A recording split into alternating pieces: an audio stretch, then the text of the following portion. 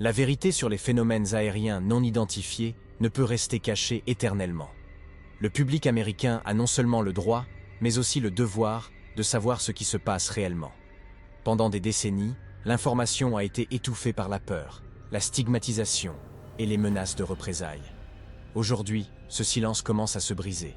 Des sources proches du département de la Défense révèlent que le haut commandement militaire américain envisage sérieusement d'intercepter l'objet interstellaire 3I Atlas avant qu'il ne modifie sa trajectoire vers la Terre. Cette décision a déclenché un protocole d'urgence comprenant un suivi continu, une analyse des risques et des stratégies d'atténuation potentielles.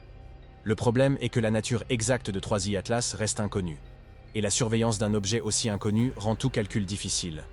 Son comportement anormal et sa trajectoire inhabituelle vers Mars ont déclenché des protocoles réservés aux menaces d'impact imminent. Mais la grande question demeure, que ferons-nous si nous ne parvenons pas à l'arrêter? Et pire encore, s'il répond. Tout a commencé par une observation apparemment banale au Catalina Sky Survey, en Arizona, par une nuit claire de juillet 2025. Un télescope automatisé a détecté un faible point lumineux se déplaçant de manière inattendue.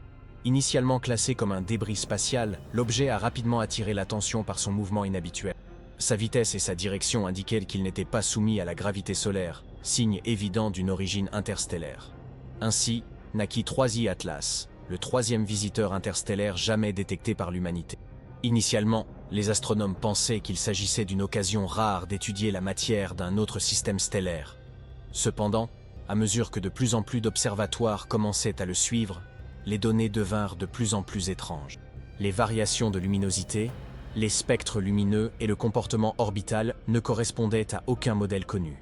La communauté scientifique mondiale s'est mobilisée à une échelle sans précédent, redirigeant les télescopes terrestres et spatiaux vers son suivi. En quelques semaines, il est devenu évident que l'Atlas 3I allait soit élargir radicalement notre compréhension des comètes naturelles, soit forcer la science à envisager un phénomène dépassant tout ce que l'on croyait possible dans l'espace interstellaire. Lorsque plusieurs analyses spectroscopiques indépendantes ont confirmé la présence de nickel raffiné à la surface de l'Atlas 3I, la communauté scientifique s'est trouvée confrontée à une énigme sans précédent.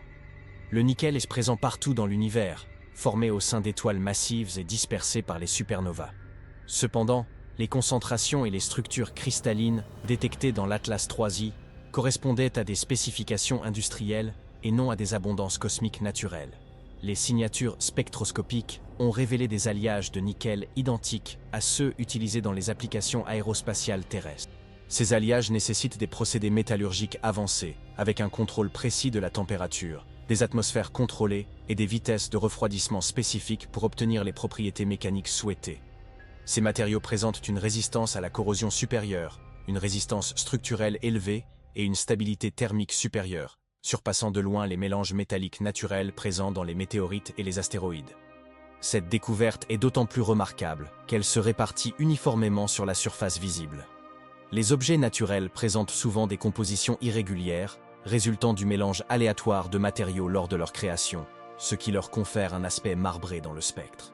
Cependant, l'Atlas 3I présente des signatures métalliques homogènes dans toutes les régions réfléchissant la lumière vers la Terre.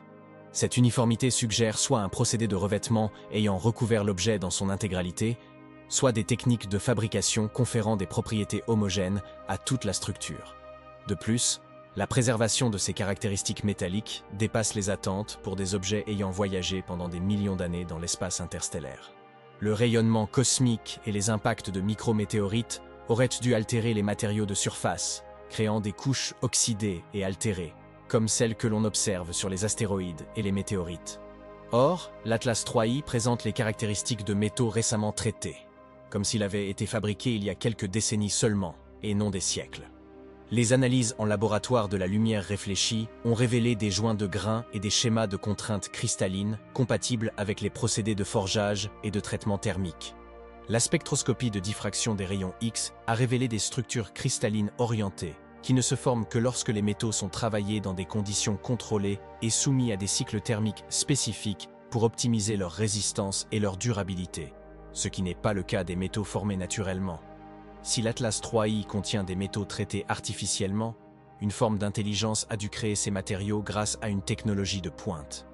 La durabilité requise pour parcourir des distances interstellaires pendant des millions d'années suggèrent des capacités de fabrication et un contrôle qualité dépassant les normes industrielles actuelles. Le télescope spatial James Webb a détecté une énorme bulle de dioxyde de carbone entourant l'objet, s'étendant sur environ 350 000 km dans toutes les directions, suffisamment pour couvrir toute la distance Terre-Lune et laisser encore de la place. Cette découverte a immédiatement posé problème à ceux qui cherchaient à expliquer 3i Atlas comme une comète ordinaire. Le nuage est trop grand pour exister naturellement. Imaginez, lorsque vous utilisez un tuyau d'arrosage, l'eau ne se répand pas à l'infini. Le vent solaire agit comme une brise cosmique constante qui devrait pousser les molécules de gaz et les comprimer en des zones beaucoup plus petites. L'existence de cette bulle gigantesque suggère que quelque chose la maintient activement, telle une barrière invisible empêchant le gaz de se disperser. La composition du gaz lui-même soulève de nouvelles questions. La plupart des comètes libèrent de la vapeur d'eau, la glace d'eau étant leur principal composant. Or, 3i Atlas libère principalement du dioxyde de carbone, dont la sublimation nécessite des conditions de température et de pression différentes. Cela indique soit une composition interne inhabituelle, soit des processus actifs qui génèrent sélectivement du CO2, laissant les autres matériaux intacts. Les mesures de température du nuage ont révélé une autre impossibilité. Le dioxyde de carbone maintient des températures constantes dans tout son immense volume, de la surface de l'Atlas 3i jusqu'au bord du nuage. Naturellement, les gaz en expansion dans l'espace devraient se refroidir en se dispersant. Or, ce nuage présente des caractéristiques thermiques uniformes, suggérant que des mécanismes de chauffage actifs maintiennent des distributions de température spécifiques sur des centaines de milliers de kilomètres. Plus étrange encore, les molécules du nuage se déplacent plus vite qu'elles ne le devraient pour s'échapper d'un objet de la taille de 3i Atlas, comme si quelqu'un lançait une balle avec une force que son bras ne lui permettait pas. Ces vitesses indiquent soit que 3i Atlas possède une masse bien supérieure à ce qui est visible, soit que quelque chose accélère activement le gaz après son départ de la surface. Aucune de ces explications ne tient compte d'une masse naturelle de glace et de roche. Le bilan énergétique est également incohérent. Les scientifiques ont calculé la quantité d'énergie solaire reçue par le 3i Atlas à sa distance actuelle du Soleil, et l'ont comparée à l'énergie nécessaire pour libérer suffisamment de CO2 pour créer et entretenir un nuage aussi important. Le résultat était 100 fois supérieur à ce qui était possible. C'est comme essayer de faire bouillir une piscine avec une bougie d'anniversaire. L'énergie solaire est tout simplement insuffisante pour expliquer ce qui se passe. C'est là que l'Atlas 3i devient véritablement inquiétant. Cet objet, supposé provenir d'un autre système stellaire, se dirige vers Mars avec la précision d'un missile guidé par GPS. Le niveau de précision requis pour réaliser une telle trajectoire depuis l'espace interstellaire est si extrême que parler de coïncidence dépasse toute définition raisonnable du terme. Imaginez que vous essayez de percuter une bille avec un caillou lancé d'un autre état, les deux se déplaçant à des milliers de kilomètres par heure dans des directions différentes, et que vous preniez en compte la gravité de dizaines d'autres corps sur votre trajectoire. C'est à peu près le temps qu'il faudrait pour qu'un débris spatial quelconque entre naturellement en collision avec Mars.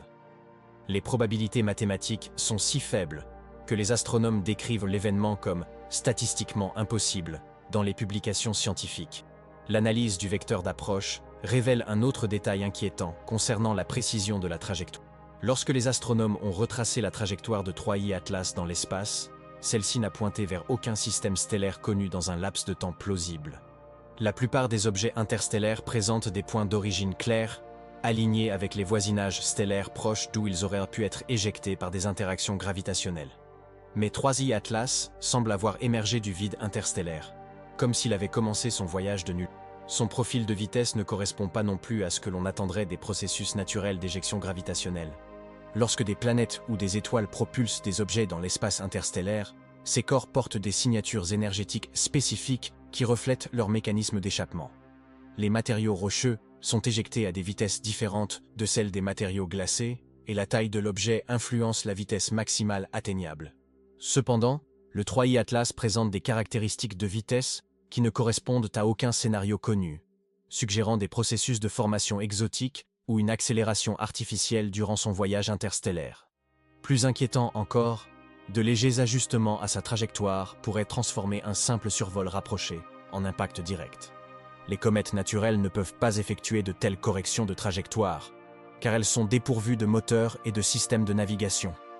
Cependant, si le 3i Atlas pouvait modifier sa vitesse de seulement 10 à 15 km par seconde, Il passerait d'un simple survol à un impact direct sur Mars. Cela peut paraître minime, mais cela représenterait une poussée supérieure à celle que peut fournir n'importe quel processus naturel. Exactement le type de manœuvre précise que l'on attend d'un vaisseau spatial avancé. La trajectoire est également dépourvue des oscillations aléatoires ou des perturbations gravitationnelles qui devraient en se produire lorsqu'un objet passe sous l'influence des planètes extérieures. Jupiter et Saturne sont suffisamment massifs pour dévier les objets en approche, mais le 3I Atlas a maintenu sa trajectoire avec la stabilité d'un objet qui sait exactement où il va. Ce type de navigation stable suggère soit une chance inouïe, soit des systèmes de correction de trajectoire actifs capables de compenser les perturbations gravitationnelles en temps réel. Toutes les comètes étudiées par les astronomes présentent le même comportement fondamental à l'approche du Soleil. Elles se mettent à tourner et à osciller comme une personne ivre essayant de marcher en ligne droite. Cela se produit parce que des jets de gaz s'échappent de différents points de la surface à des rythmes irréguliers, créant des forces inégales qui poussent la comète de manière imprévisible. C'est de la physique élémentaire, tellement universelle, que trouver une comète qui ne se comporte pas de cette façon serait comme trouver une voiture qui n'a pas besoin de carburant. Mais le 3I Atlas reste parfaitement stable, même lorsqu'il libère d'énormes quantités de gaz et de poussière. C'est comme regarder un ballon maintenir une orientation parfaite, alors que l'air s'échappe par de multiples trous, quelque chose de physiquement impossible sans système de contrôle actif. L'ingénierie nécessaire au maintien d'une telle stabilité nécessiterait des capteurs capables de détecter tout changement de rotation, des ordinateurs pour calculer les corrections instantanées, et des mécanismes pour les exécuter avant que les forces naturelles ne déstabilisent l'objet. Cette rotation contrôlée devient encore plus mystérieuse quand on considère la durée pendant laquelle le 3I Atlas a maintenu cette stabilité. La plupart des objets spatiaux acquièrent une rotation au cours de leur formation ou de leur rencontre gravitationnelle. Mais des observations détaillées montrent que le 3I Atlas tourne exactement à la vitesse nécessaire pour maintenir un chauffage solaire optimal pour la production de gaz, comme si sa rotation était délibérément choisie pour maximiser l'efficacité et non acquise par hasard. La cartographie de surface à l'aide de télescopes radars et optiques révèle une autre caractéristique impossible: l'absence de cratères d'impact ou d'irrégularités de surface, qui auraient dû s'accumuler au cours de millions d'années de voyages interstellaires. L'espace n'est pas vide. Les objets voyageant entre les étoiles rencontrent de la poussière, des micrométéorites et des débris plus gros, qui devraient laisser des cicatrices visibles.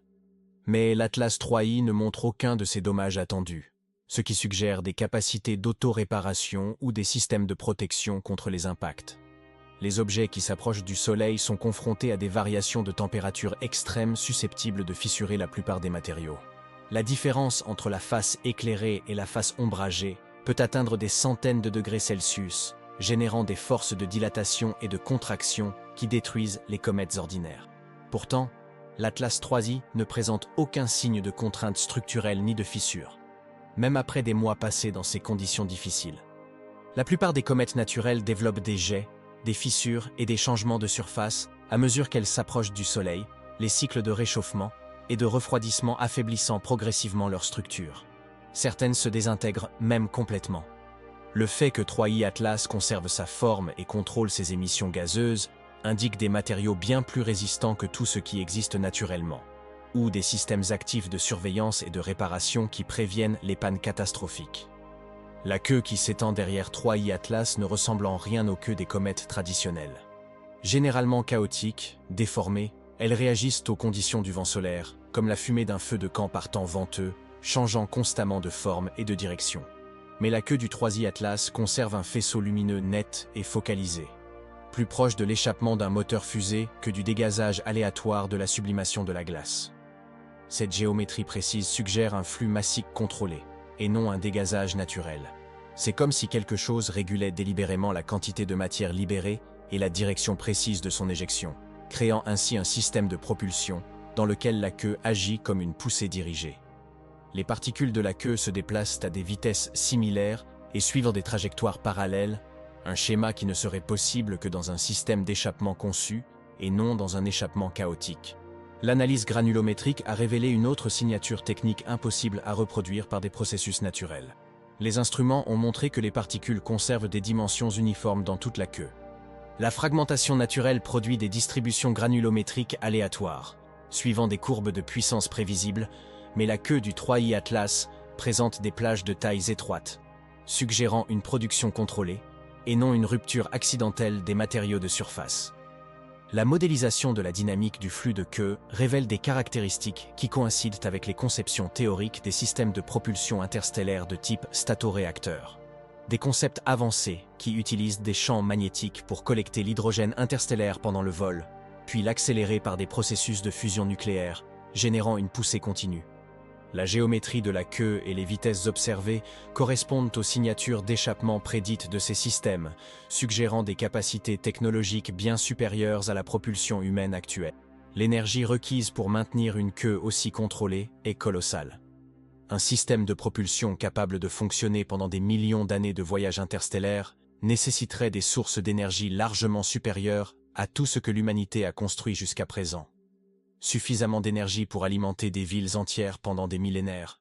Une telle technologie représenterait les réalisations de civilisations bien plus avancées que tout ce qui a été développé jusqu'à présent sur Terre. La queue réagit également aux changements environnementaux différemment de toute comète naturelle. Lorsque l'intensité du vent solaire varie ou que l'objet traverse des régions spatiales de densité variable, les comètes ordinaires ajustent spontanément leur forme et leur luminosité. Mais le 3i Atlas conserve la précision de son faisceau, comme si ces systèmes internes compensaient automatiquement les variations externes pour maintenir des caractéristiques de propulsion optimales. Lorsque les gouvernements commencent à exprimer leur inquiétude, c'est parce qu'il se passe quelque chose de vraiment inhabituel.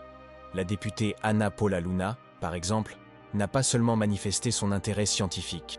Elle a publiquement exigé que la NASA exerce une surveillance maximale et tienne le peuple américain informé de toutes les découvertes. Les politiciens ne tiennent pas de conférences de presse au sujet de simples fragments de glace, à moins que cette glace ne se comporte d'une manière inadmissible. Et c'est précisément cette anomalie qui a suscité une réaction sans précédent de la part des agences spatiales et des gouvernements. La NASA a lancé une opération conjointe avec des partenaires internationaux pour surveiller l'Atlas 3i en utilisant tous les instruments disponibles. Depuis Mars, reconnaissance des réseaux radars orbiteurs pour l'espace lointain, initialement créés pour suivre les menaces d'astéroïdes, ont été mises en place.